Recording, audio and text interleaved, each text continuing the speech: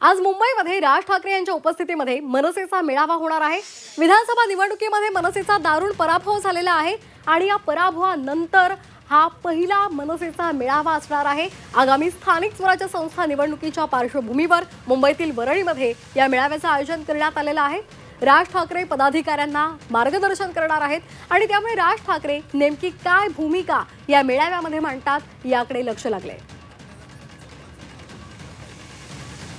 या संदर्भात अधिक माहिती घेणार आहोत आमचे प्रतिनिधी मनोज कुलकर्णी यांच्याकडून। मनोज, मनसेचा आज मेळावा आयोजित करण्यात आलेला आहे। राज ठाकरे काय मार्गदर्शन करणार याकडे सर्वांच्याच नजरा लागलेल्या आहेत। काय एकूण अपडेट्स आहेत?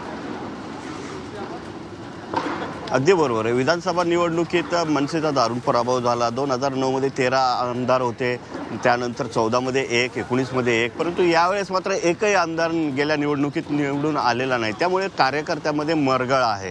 ही मरगळ झटकण्यासाठीच आता NSCI डोम वरळी या ठिकाणी मनसेच्या वतीनं पदाधिकाऱ्यांचा राज्यस्तरीय पदाधिकाऱ्यांचा मेळावा घेण्यात येत आहे आणि त्याचीच तयारी या ठिकाणी सुरू आहे। साधारणतः 11 वाजेच्या सुमारास राज ठाकरे या ठिकाणी येणार आहेत आणि या ठिकाणी या कार्यकर्त्यांना संबोधित करणार आहे। राज्यभरातले जे पदाधिकारी आहेत ते या ठिकाणी येणार आहेत।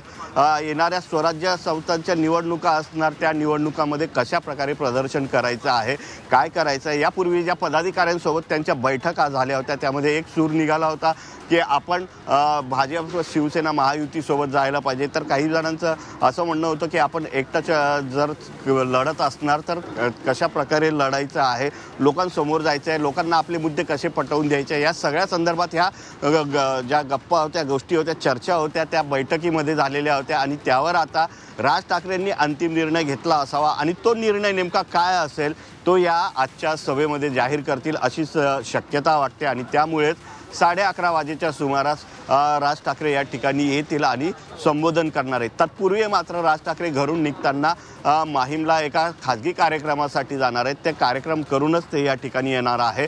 राज्यभरातले पदाधिकारी या ठिकाणी येणार आहेत आणि नेमकं काय मार्गदर्शन करतात याकडे सर्वांचं लक्ष लागलेलं असणार आहे। अगदी त्यामुळे या मेळाव्यामध्ये काय नव ऊर्जा राज ठाकरे आपल्या कार्यकर्त्यांना देतात हे पाहणं महत्त्वाचं असेल।